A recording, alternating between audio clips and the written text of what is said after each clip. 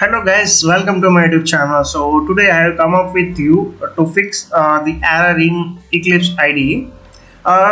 Usually, if you run any javax.swing module in any Eclipse IDE, you come up with the error called initialization of boot layer. That means that the library library is not correctly linked to your project file. So in order to fix this error, I will go to my current project, that is java.swing. I will do right click and I will go to the build path.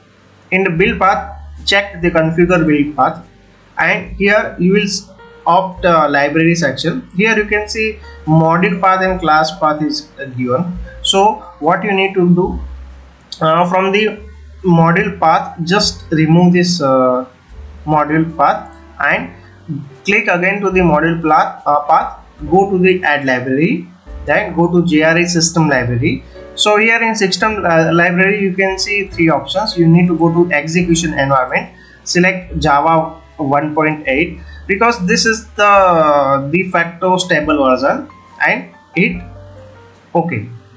Then apply and close. Now you can see this error got disappeared, and I will again run it.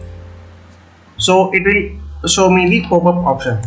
Hello, correct. So this is the simplest way to remove the this Java run error, initialization of booting error in Eclipse IDE. Thank you very much for watching this video.